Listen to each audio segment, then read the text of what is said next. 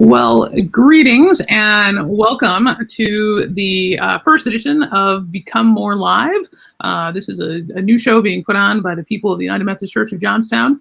Our goal here is pretty simple. It's to kind of dive deeper into a topic or something that is affecting a lot of us. And of course, right now, there's probably nothing that is more affecting the life of many of us than COVID-19. So we have rustled up a couple of wonderful people who will be with us today.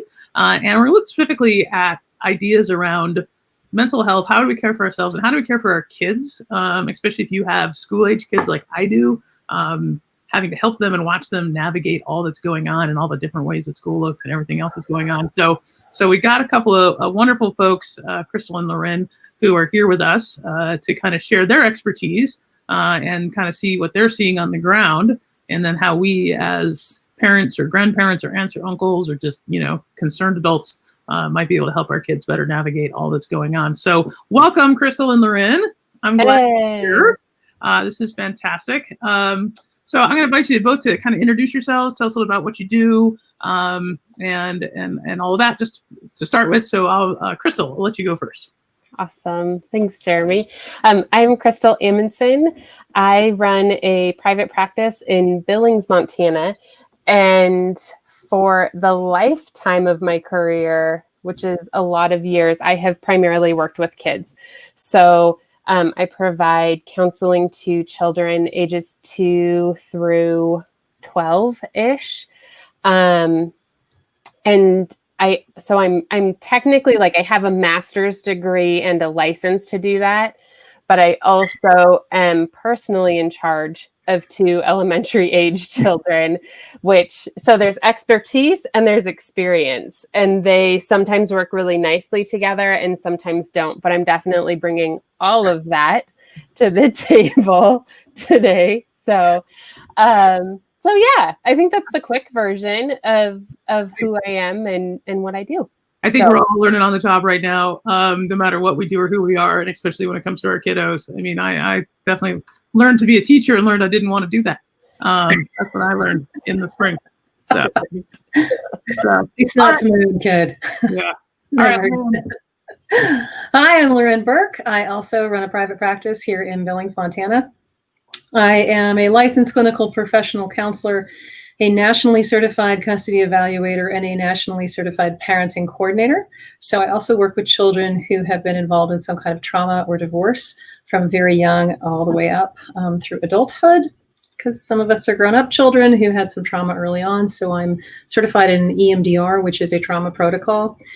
I also do evaluations with folks who've had their kids taken by the department and civil custody evaluations. So a pretty wide gamut of things. And then I train other therapists on how to deal with courts and court-related subjects.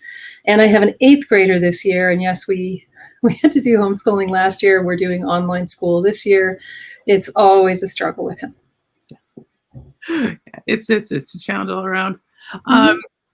So I'm gonna start off asking you guys some questions, and if we get some comments online, that would be great. So if you are watching and you have comments, feel free to type your comment into YouTube or Facebook, whatever you're watching on. We'll get those. If you got questions, let us know. But one of the things that I've heard kind of all what we're living through being described as is it's like a disaster in slow motion, right? And so I'm wondering, how do you frame this? I mean, Loren, you already brought up the idea of trauma and the fact that some of us, I think we all have trauma in life. Some of us have more than others that we deal with.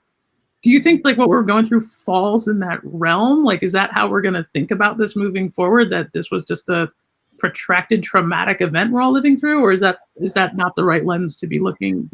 Framing. Okay, so it's not, when you're thinking of trauma, people often get confused by that word. They think of the towers falling down, which was an equally life-changing thing, but it happened so fast. That's a big T trauma. What we're living through is a lot of small T traumas with some spikes into the big T territory. And what you have from that is just this level of toxicity in your environment constantly. So I see a lot of adults and children who are suffering from more situational depression, are more tired, are having more body aches, are starting to have cognitive issues. Like, I just don't learn as well, and I don't know why. I'm not getting things as fast. Their short-term memory just isn't functioning as well as it did because they're under constant stress. So I'd say that we're in a small t trauma, and it's something that we are not trained to deal with because it is so long. We're in a marathon of having to deal with things around you that aren't okay, and having to deal with stressed out adults, and having to deal with potential financial issues and potential political issues and potential, oh no, somebody might die issues. And people are responding pretty badly to that. I'm seeing more road rage. I'm seeing more people come in and they're mad at their neighbors and they're mad at their spouse, and they're just so much more anger all around. So yeah, this counts as a trauma, but it counts as the kind of long-term trauma without a break that gives you stress disorders, but not the kind where you suddenly freak out and have some kind of a flashback, the kind where you constantly feel like something bad is about to happen, that other shoe is going to drop, but you don't know what. And so I have kids that are stressing about, they don't know what they're stressing about. And they come in and they're like, I'm just really stressed and I don't know why. And yeah, okay. Hey, you're living in a toxic sludge environment. This is called situationally appropriate depression and stress. You're okay. Your brain's functioning the way it's supposed to. So I'm doing a lot of that. Crystal, how about you? Yeah, I would definitely add, to piggyback on that piece, trauma, another way to think about it, in addition to big T, little t, is when our nervous system's ability to cope is overwhelmed. Yeah. And so trauma is a neurological experience. And because my brain is wired differently than Loren's brain, and developmentally, it's in a very different place than a high schooler's brain or an elementary schooler's brain, we are all experiencing the trauma differently. And so I think that's a really important thing to remember about. Not only is the duration of this longer, but there's so many different ways to experience it. And trauma is a matter of perception. And so what's going to be traumatic about the last 6 months to me, or what's going to be overwhelming to my nervous system, may be very different than what's overwhelming to my 7-year-old's nervous system. And so in addition to the persistent kind of the marathon versus sprint piece that Loren was talking about, I feel like what makes it extra difficult is there's a lot of different perspectives about what is traumatic about this. Whereas something really acute, like a car accident or the towers coming down, we can all kind of agree what was the traumatizing experience from that. But for something like this, it can be a lot of different things that are creating that stress. And that's really interesting. I mean, I've definitely seen that. I've seen it amongst like people in my own congregation that yes, we all agree that this is stressful and hard, but why it's hard is different. I mean, and some of it's a lot situational. If you're an essential worker and you've been working this whole time, and you're stressed out about what you may be bringing home to your kids, or if you're a furloughed worker and you've been home this whole time and you've had to deal with unemployment, or if you're, are someone who's retired and maybe you live alone and, the trauma is the isolation, like you just don't see people and you haven't seen people for months. I mean, we all agree it's hard, but how it's hard seems to vary dramatically. And I'm not sure that really any one of those is better or worse. Shared trauma tends to be easier to deal with, though. I mean, the thing with the towers coming down is the next day we all agreed this was the bad thing. And we could all see, oh, this is the bad thing. Because everybody is having such a different trauma response, such a different response overall, and because people are stressed and may not be able to articulate that, and then sometimes they think, oh, I shouldn't be. There's not a lot of grace from what I'm seeing for people in their own response to this or other people's responses in this, because we don't have an ability to just go, oh, there it is. So that's been more fracturing, I think, is that we don't have a shared experience of this. Wow. Okay. that is interesting, and well, because I think the shared thing. I mean, the fact that yes, there's this virus, it feels so intangible, right? The example is like if you were in a car accident, you knew what that was. The towers coming down, you saw that. Viruses, you know they're out there, Yeah. but it's hard to get mad at a virus, right? I mean, if you're you don't like what's going on, you're upset about what's going on. Where should we be placing that upsetness, right? There's no bad guy. There's nobody to be mad at. I mean, viruses don't care that we don't like them, Yeah. And some people haven't had an experience with it. I mean, the thing with Challenger or with the towers, we were all there. I mean, I think almost everybody I talked to who was alive during those two things was on the TV watching those when they happened or almost immediately afterwards. So there was that shared experience once again. And in this, not everybody has had something up close and personal with this. Not everybody's had a relative have it. Mm-hmm. Although there's been so many people who have lost loved ones. I mean, I think death tolls up above 190 now. So many people still have not had anybody who's gotten this, who's dealt with this. And so it just feels like ephemeral. It just doesn't feel like a real thing to so many people. And they're looking around and why am I having to do this? And there's no, like you said, there's no common enemy. Mm-hmm. At least scared as America was, like World War I, World War II, there was a very much a common enemy. Mm-hmm. And people could aim their efforts at something. In this, it's like, well, stay inside. and a lot of times we're very much at risk of being the common enemy. And I think that's what you're speaking to, Loren, of when we have community to share trauma with, that's a protective factor. Yes. That helps. The research around trauma shows that people who are in community and experiencing connection are going to come out of that trauma more okay. Yes. And so when we don't have connection or common ground around what's happening, I think it's a really ambiguous place.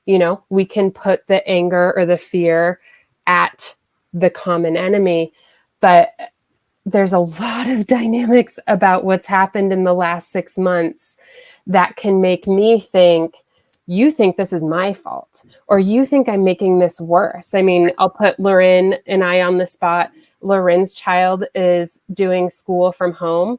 My child is doing school in person in the same district. And so I think that's an extra layer that kids developmentally are egocentric. The world revolves around them. That may make life hard in the mornings, but that is a normal developmental trait of children. And so if we are trying to find someone to blame, developmentally, kids are going to think they did something wrong. And that's going to make an experience of trauma worse, not better. Yeah.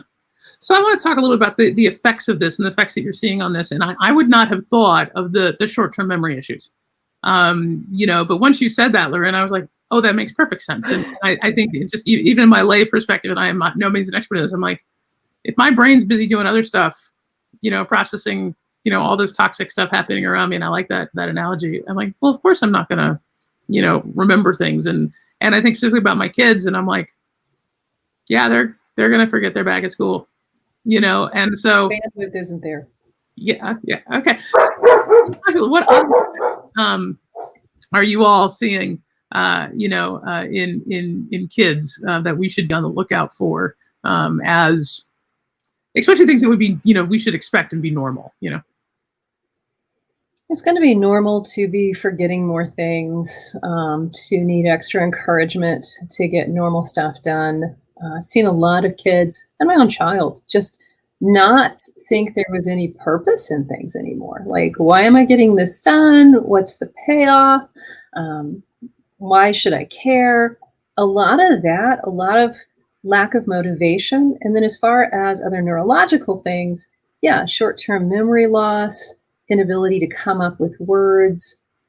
You're really very much affected by surrounding anxiety. So if there's so much anxiety in the environment that children are constantly dealing with that emotional overload, it's just burning out the circuits, and then they don't have enough bandwidth to deal with other things. So if you're seeing some weird kind of like they're staring at you and they really don't get what you said, repeat calmly, take all the emotion out of it. What I see a lot of is that dual processing of here's the emotion coming at me, and then here's the words mom's saying. That goes away, and all I'm going to hear is the emotion. And if she's mad, I'm going to be like, you know, that kind of thing where you're just glitching out. So if your kids are glitching out, back off the emotion, just say the words calmly. I tell parents, go, grass is green, sky is blue, clean your room, or lose your privileges. Something really calm. You just need to say it so calmly, because when they're already stressed out to that level, it's very hard to take on the emotion and then take on the words. We tend to over concentrate on the emotions when we're stressed. Yeah. A couple pieces I would add. I'm seeing a lot of the power struggles. And so there's kind of two ends of the spectrum when we think about regulation. There's the hypoarousal, which Loren was speaking to, of just kind of that blank stare, struggling to be motivated, struggling to find meaning. But we're also seeing the other end of the spectrum, which is a lot of externalizing. So a lot of the fighting, the power struggles. So I have a lot of kiddos who we are fighting about everything. We are fighting about if the sky is blue and the grass is green. And then as soon as we return that power to them, they can't really decide if the grass is blue or the grass is green. And then we get paralyzed in the decision making. And so I'm seeing a lot of trying to find a place to put that anger, to put that lack of control. And unfortunately, it will come out around things like if we're going to wear pants or clean our room, or so I think we're seeing a lot of the anger. And going back to something you guys said earlier, they can only articulate what's wrong if they know what's wrong. And so much of this we can't put words around.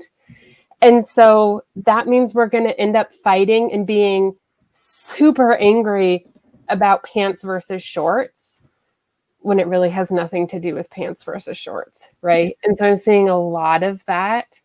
And then that's crazy making for parents and for kids, because the emotion is real, but we need to get dressed and do our day.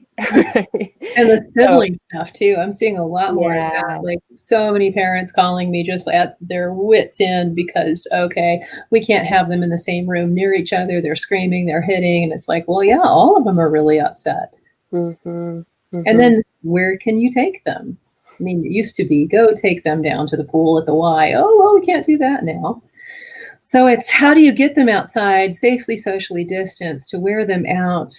And there are so many more restrictions these kids are under constantly. If they're going to school, they're wearing a mask. They have to stay distant.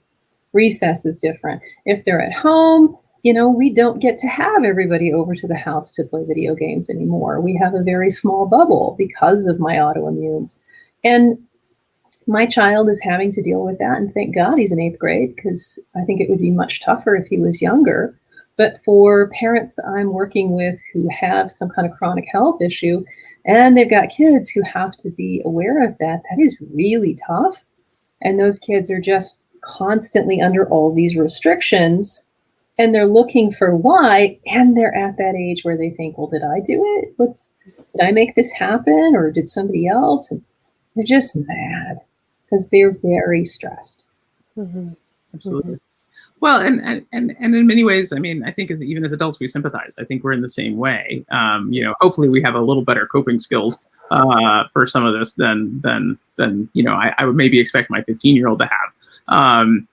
And sometimes I would say it's a little hard to sort out, like, okay, is this what we're going through, or is this normal 15-year-old stuff or normal 9-year-old stuff, or, you know, I mean, you know, because, you know, they're not, that's not known as a particularly mentally, you know, capable age in the first place, right? Right. Even without a pandemic, that prefrontal cortex isn't online. That's not That's just not true.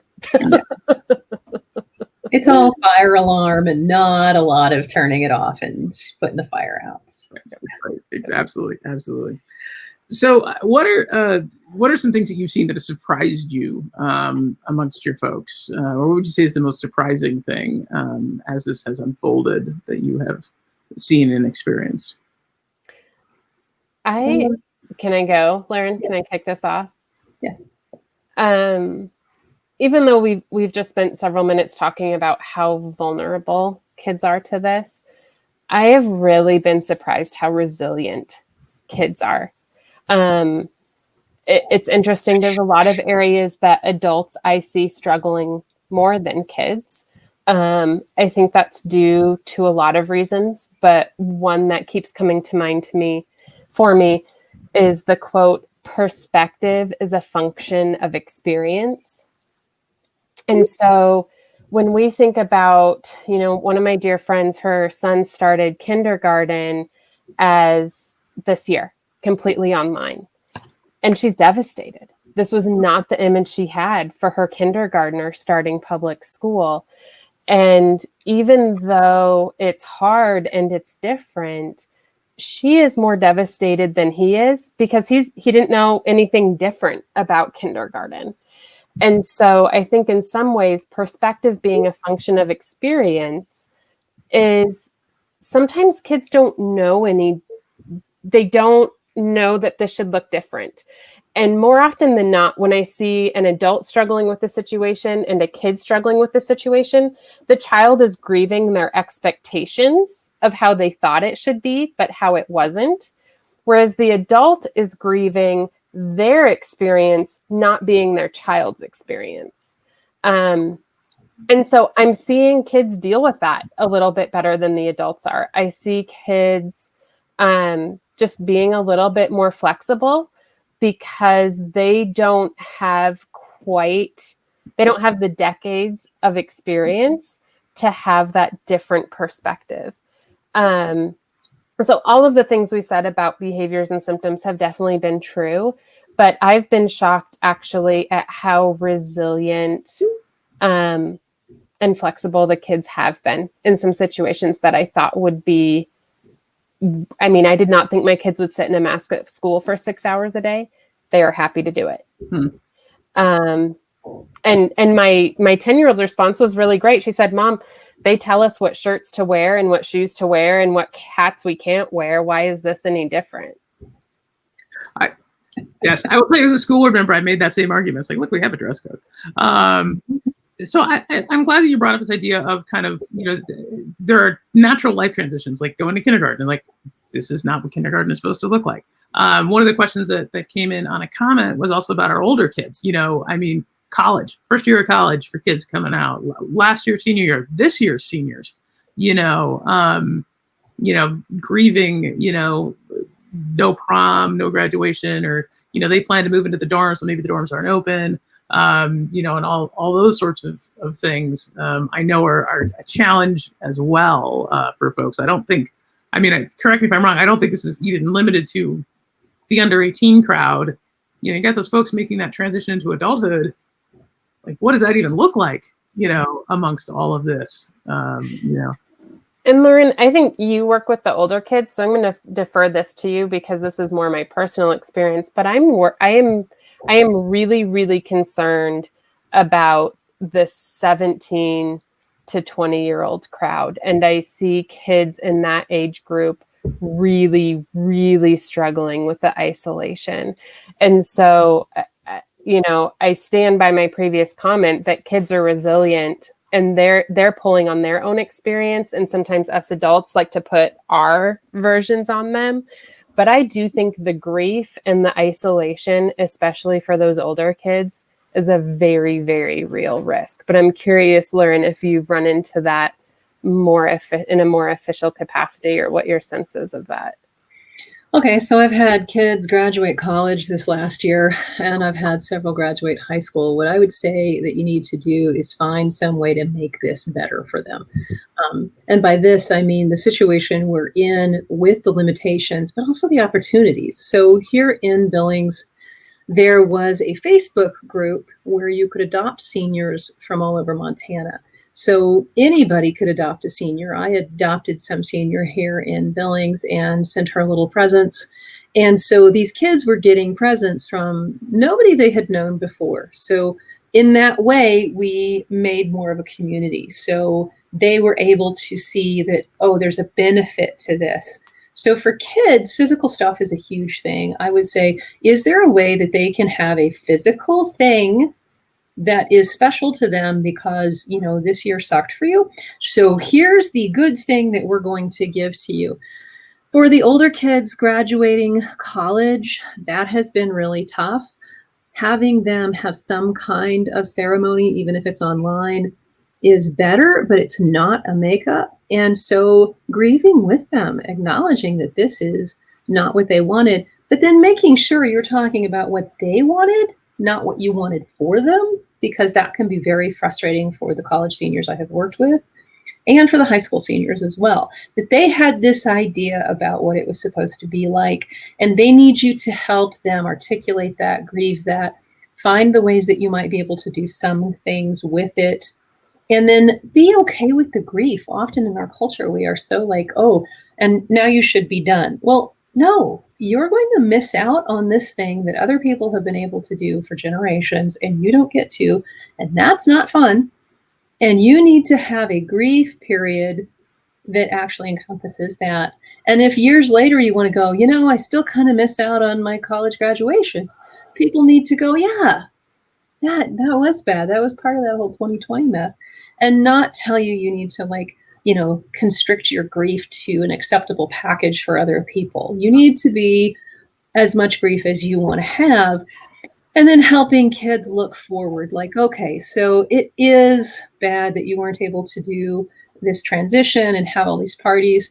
You still get depressed afterwards. Talk to anybody who's actually graduated college or high school. There's this lull afterwards where you're like, was my life supposed to happen now? Because it doesn't seem to have done that. So helping them realize that part of this is normal. Part of this is I was supposed to start my life and it didn't quite hit me like I thought. And oh, okay. And now you have to go find a job. Only it's worse than ever before to find a job. So now you may have to move in home, but everybody else is doing it too, helping them see this is your generation. This is the generational thing you will be able to connect with other people about for years. And then one of the things that has been really helpful, which I normally hate, is social media and video games. My son plays hide and seek in Minecraft and Fortnite, and he trash talks his little buddies, and they do it all together. I would say that there does need to be some leeway for your older kids being on those video games where they can at least hang out virtually with each other. And they've all got the headsets and they're all like, nah, nah, nah, nah, nah, nah. Yeah. And I occasionally have to come in and go, that sounded like this word that you would have to pay me for. And I mean, okay, so that's a normal experience. I would be doing that. If, you know, your kids were over here at my house, I'd be walking in and go, did somebody say the Lord's name in vain? And everybody be like, no. You get to do that. So it's normalizing, and it feels kind of normal. And you can tell that Zeke he doesn't enjoy the fact that his mother is that nosy woman who comes in and goes, what'd you just say? And at the same time, it's very reassuring. So if you can reproduce some of the normal experiences with some online variations, it's actually helpful. Yeah. Yeah. One thing when you were talking back about the grief, Lauren, that I'd love to add to that is when you were kind of giving that equation of first normalize for them and name the opportunity.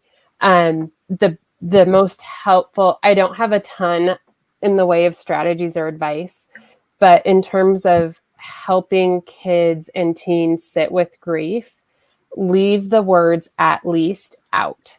Okay. So you're right. You didn't get a high school graduation, but at least you won the online prize for, the online version they did.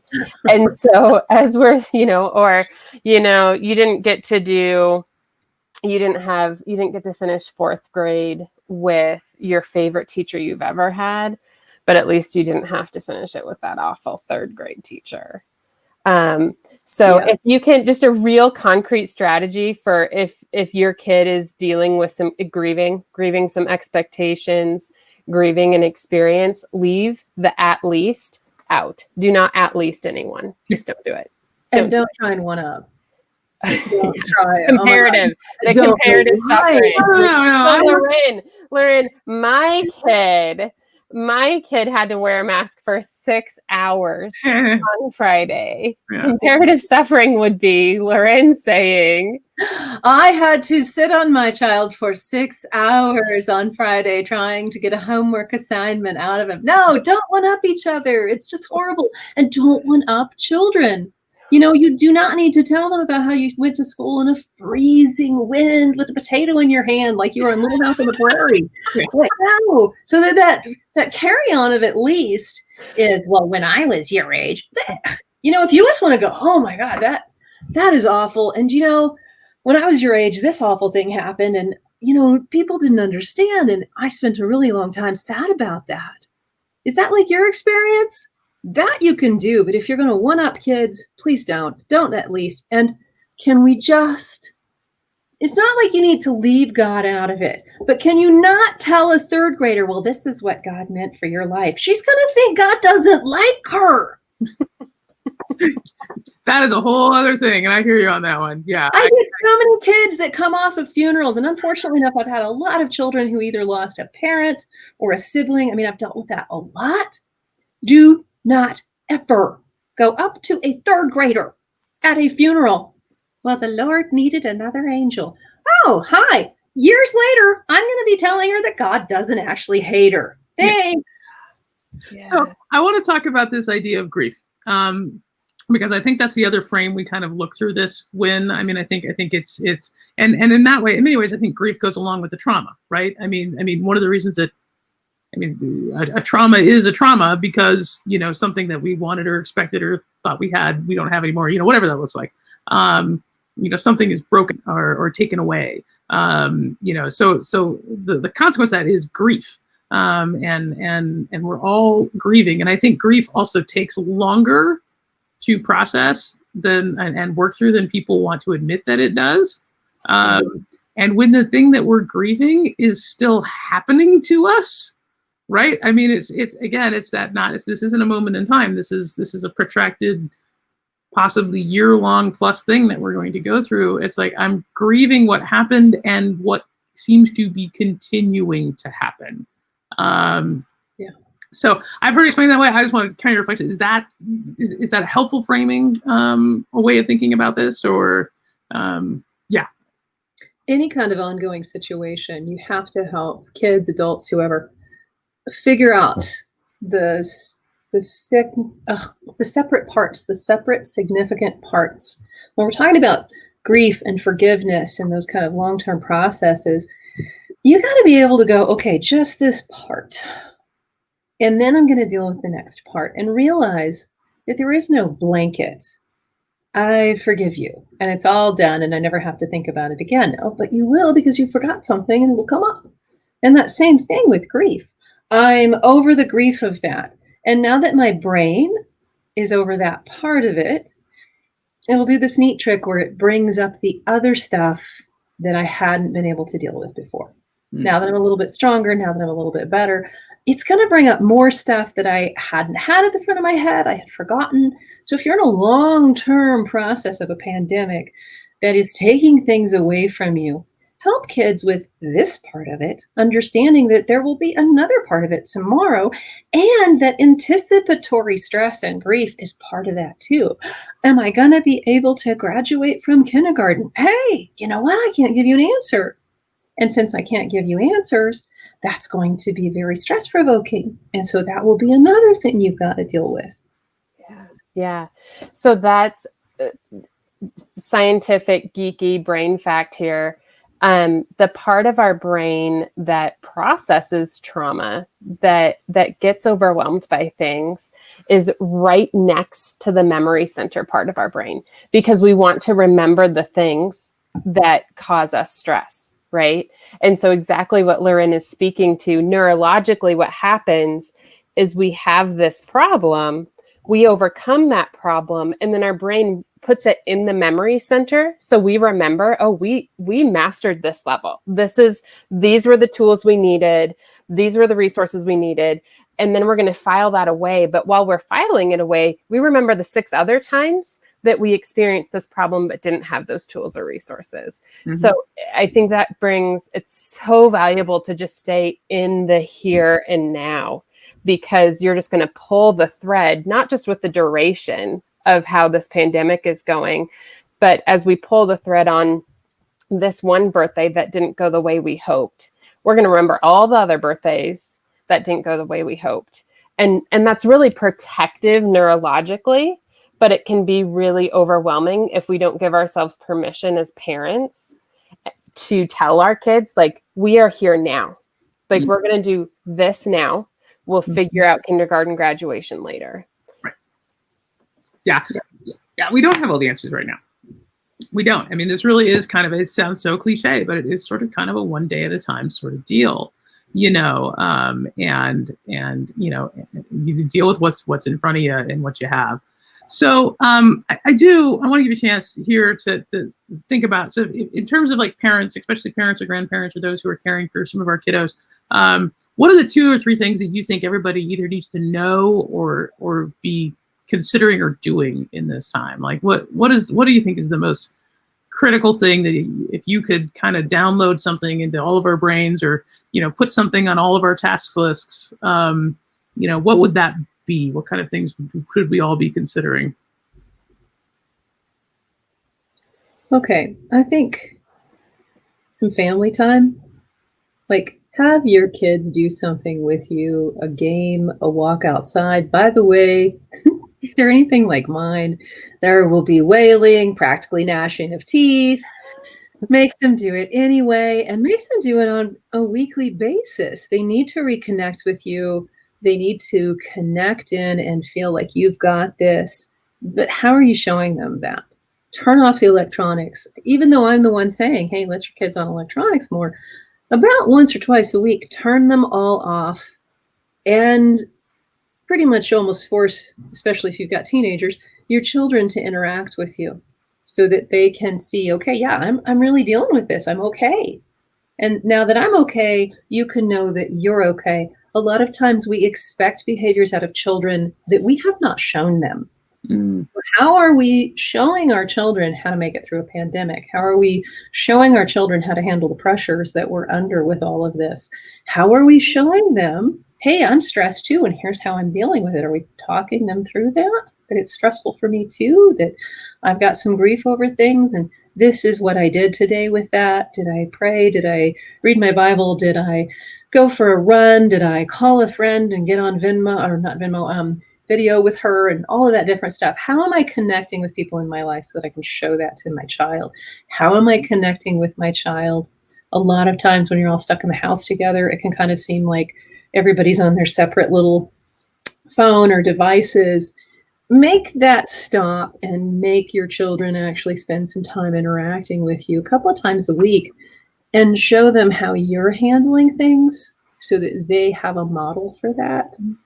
It's funny that you say that, because this was an observation in our house, a couple of months ago, was, how toddlers don't actually play together, like they just co-play, they play next to each other, like that had become in our house. Like we were all in our living room, but we were all, it was total co-play, right? Like nobody was watching the same screen, nobody was really interacting or even talking to each other. I mean, we were within 20 feet of each other in this little, but it was like we turned into toddlers.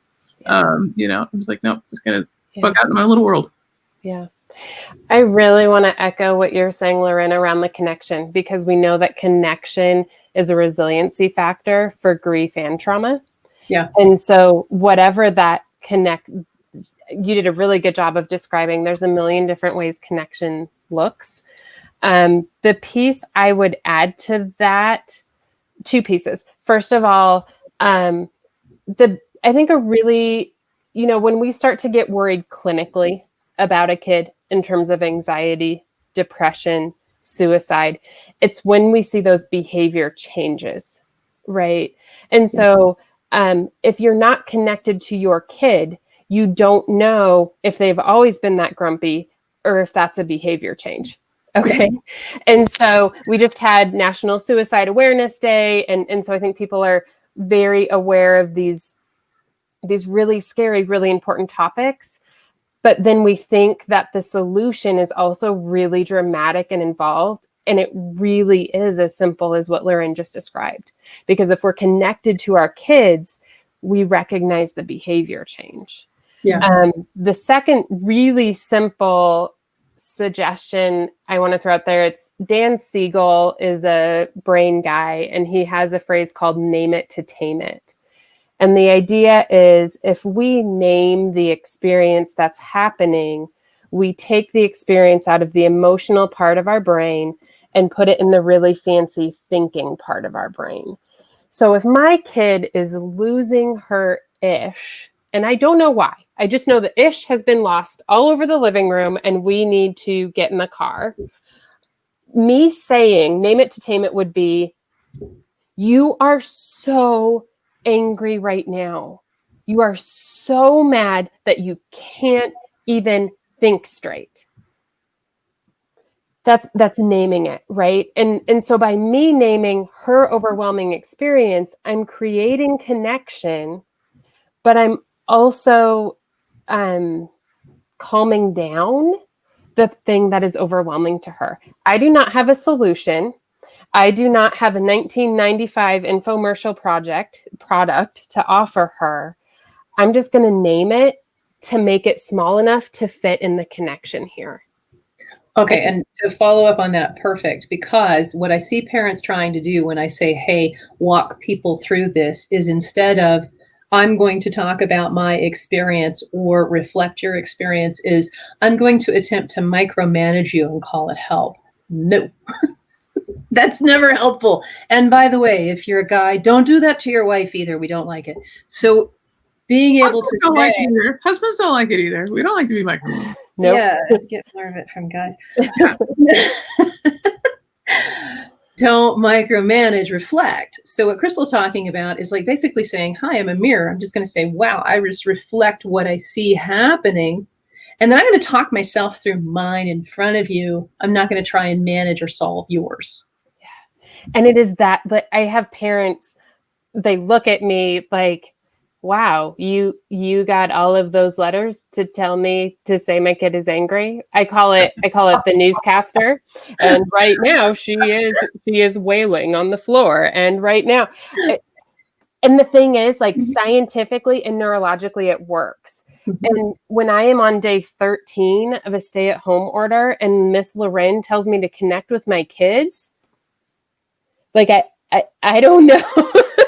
That doesn't feel super realistic, but I really do want to make it that simple, right? You can connect with the walk where you are not looking or talking to each other, but you're on the walk together. You can connect by not even knowing what's wrong, but just saying what you see. Like, it really, just because the pandemic is overwhelming and the behavior might be overwhelming, the solution doesn't have to match in intensity or complexity. And it doesn't have to seem like the end be all solution. I mean, a lot of times people in my practice with their kids are trying to, like, you know, do it once and end it forever. And I'm like, are you Thor? Because the hammer of God, you either have to beat God that hammer, Loren. And I'm like, you're not Thor? Okay, put down his hammer. You can't actually use that. And instead, what people need to realize is that this is a long-term process. Discipline, we get this idea of discipline as, and it's done. And I'm like, no, discipline is a repetitive process. Yes, I totally agree. I think there's also just something in kind of human nature where, especially maybe where we live now, because we're so infatuated with our technology, and we expect there to be a complex technical solution that's actually going to be easy to implement. You know, once we can once we can figure it out, then we just got to do this. And it turns out it's the opposite. Conceptually, the solutions are actually pretty simple. It's just that they take time and energy to actually to put them into practice. I think it goes. I mean, across human life, right? Diet and exercise, whatever it is, right? We want the magic pill that's just going to make us skinny when, really the answer to that is what it's always been. Okay, so I want to end here and just ask you a couple more things. One is, what is the most hopeful thing that you are seeing out there in the world as it relates to all of this? Because I think it's so easy to get caught in kind of the doom and gloom, and it's so easy to be, I'm not sure if you can find the glass, let alone know whether it's half full or half empty, kind of, idea. And we get lost in the toxicity. I love that analogy that we really are kind of living through a toxic space and all that. But like there's still hope out there. There's still grace and love and peace out there. So what are the hopeful things that you are seeing that maybe are keeping you sane as you try to help all the rest of us navigate this craziness? I work with reactive attachment children. They are very difficult. They have very negative beginning stories. And they are something that 10, 15 years ago, we didn't really have solutions for. The brain theoretics have gone leaps and bounds, and we now have ways to help these children where we didn't when I first started practicing. You told somebody their kid was reactive attachment. You were basically saying they're going to wind up in jail with, some really nasty diagnoses, and probably people will call them a sociopath. Now we can say, hey, so we need to work on those midline structures in the back of their brain by singing together. And I'm going to do the Frozen song until I'm about ready to throw up, but we can get this kid to sing. Okay, so the hopeful thing for me in working with these children is that when we went on lockdown, that original quarantine, they did better. They were in the house, in a safe space. There was this outside force where their parents had to go, nope, you're staying in. So whoever, usually they aren't with their original biological parents, because very sad stories. Whoever had them was then saying, now you have to stay here and you have to stay safe. And we are doing all these safety things. And these kids did so much better. It was unreal. Wow. That's awesome. I think, this is where my faith really comes in. My husband's also a pastor in the UMC, and he gives me a really hard time for this, but my favorite liturgical holiday is Good Friday. I love a Jesus that knows what it is to suffer.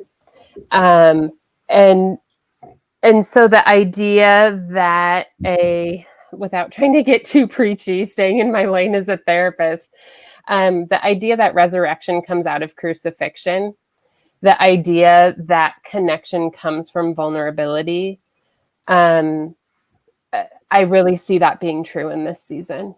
I really see the headlines and the experiences being so far from our imagination. So off the wall berserk. I still remember putting on a mask the first time I went into the grocery store, and I took a picture to my friend and I said, grocery shopping in 2020, ha ha. Right. And so because those things are just so beyond our imagination, I do think it gives us the opportunity to say, this is beyond me. I cannot outsmart. I can now out-privilege. I cannot outrun the madness that I'm hearing. And so what does this mean for me? And you see these families and these kids digging deep in the situation Lauren described. And I think just when it is that crazy, you get to choose. Like, you get to choose what is true and what brings hope and what brings meaning. And for me, joy and suffering is very much two sides of the same coin, just in the same way that Holy Friday and Holy Sunday are. And I really, really believe that about this season too. I would not wish this on anyone in a million years. No. If I could go back, I do not think this is to make us stronger, or because we aren't given more than we can handle. I don't believe any of that, but I do believe that we are wired for connection. And I am a fiercely independent, do it my way human. And it takes day 12 of a stay-at-home order with my young children to admit that I need to connect with a mom friend about how hard this is. And so for me, that's definitely where I see the hope, is that these are very much have always been the two sides of one coin, and I really do think will continue to be. I would agree. You get preachy anytime you want to get preachy, by the way. I'm sure I stray into your all's world much more than I ought to, so you're welcome to it. But I also am like, I find hopeful things around me, and I do wonder, I've thought that same context, like I wonder, what resurrection will come out of, all of the things, all the death that's happening around us. I mean, just like the people, I mean, just like so much of what we do and the way we live and everything is we're having to leave behind. And I wonder like what the resurrection kind of is going to be. And I also remember that, and I really appreciated the Good Friday analogy, because that doesn't mean that what we're, just because God is able to do something good out of what we're going through, doesn't mean that this isn't bad, right? Yeah. It doesn't mean that this isn't terrible and isn't awful and tragic. But the most amazing thing is that, as a person of faith, I believe that even in those situations, God's able to do something with them, and sometimes the most profound things. But I don't want to devalue the pain and the suffering and that everything that's going on at the same time. And I think that you got to hold both those ideas in your head. So I want to kind of conclude our time together. If folks, so we're all dealing with a lot, and I appreciate that both of you brought this up, that we can't do this. We do need help. Like, we want to be fiercely independent, but we're not. We're social creatures. We're people who crave connection. But especially folks who, if you see your kids, especially if you're seeing your kids struggle and you're really not sure what to do, where would you have people go? What do they need to be looking for as resources to find help? If we want to, if somebody wanted to find somebody to work with like yourselves, most of us don't know what all those letters after your names mean. So what are folks looking for in finding somebody who may be able to help them if they feel like they need that kind of additional assistance? A lot of my parents start with the schools, talk to your school counselor. That's an easier step, I think, for a lot of the parents I work with, that they talk to their school counselor and said, do you see a problem? And who would you recommend? And then usually I'm connected with a bunch of different churches. I talk to pastors. I let them know about my services. I talk with different schools, different referring agencies.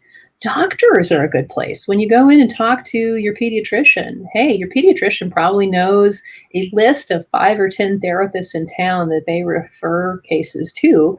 And depending on the therapist, different things. I mean, I'm sure that the same docs refer to Crystal and I, but I doubt she gets those 3-year-olds who are flinging rocks at people. And I do. And I think they're really amusing. So yeah, they've probably got a pretty good idea there too. Yep, I would definitely agree with all those pieces. I often, if people have access to insurance coverage, it can be helpful to print that list first. And on the find, most insurance companies have a find a provider link, and then starting there and then taking that list to a friend who is in counseling and say, hey, do you know these names? Are there people on here? You could have me on here for a whole nother hour. I hate how hard it is to access help when someone is taking the hugely wise and courageous move into getting that for themselves or their kids. And so I think the message I want people to hear is, please don't stop asking. And if you are not getting a call back, or you are not getting taken seriously, that's the result of a broken system, not a broken intuition or need on your part. And so I 100% agree with the resources. Those are the best places to start, where Lauren is coming from. But getting a hold of, if you have insurance coverage, and just taking the names off that list and going to your pastor, going to your school counselor, going to your pediatrician and say, which of these names look familiar? Because that's also going to make services more accessible. So I really appreciate that. And I think the one thing I would also just throw out in that same vein of, looking for help, it is hard to find. I mean, it is hard to, it was hard to find before. It's hard to find now. People, and I think one of the challenges we still have in this country is sort of destigmatizing, mental health in general, and really, affirming people for, taking the steps that they need to get the care that they need and the support that they need, in whatever form that is. I know for my wife and I, one of the things that we started during COVID was we started a round of marriage counseling together, because we recognized that was the thing that we actually needed, to work on the most. That, this is stressful for us, and we are blessed to be, in a 2-parent household, and my kids, I think, are hopefully blessed. I hope they feel that way, for being in a 2-parent household. But those parents need to work together, and we needed to take that time too. So for us, it was actually more about that side of things, and managing and tending to that relationship, so that we were as healthy as we could be, so that we could reflect those healthy behaviors onto our kids that you were talking about, and practice some of these things. Well, I want to thank you both for being a part of this. This was a great. I don't know, man. I don't know where we go from here, because this was a wonderful first session of doing this together. I thank you. Big thanks, shout out to everybody who joined in. Our own Jana Hart, who's been behind the scenes pushing the buttons for us. I think we had a little technical difficulty with YouTube at the beginning. We'll get that worked out for next time. Any final thoughts, either Lauren or Crystal, that something you wish we'd talked about that we didn't get a chance to, or something you're just dying to share before we sign off here? One last thing with getting a therapist for your children, depending on the age of the child, you're not going to be able to get a lot of information out of that therapist if you want that kid to actually talk. The older that child is, the less I will be able to tell you if I'm that child's therapist. So come armed with a bazillion questions. A good therapist, if you say, I want to meet with you first and ask you everything and look into the depths of, we'll be fine with that. Ask us anything you need to, because you're going to trust us with your child. So please ask away. If you have questions about my background, how I learned this, what I do, what I don't do, who I think is better or worse than me in the therapy field, I'll flat out tell you, Crystal's a better play therapist than I am. And I do often. But your rock throwers, bring here. Yeah, there you go. Yeah. Crystal, you got any final?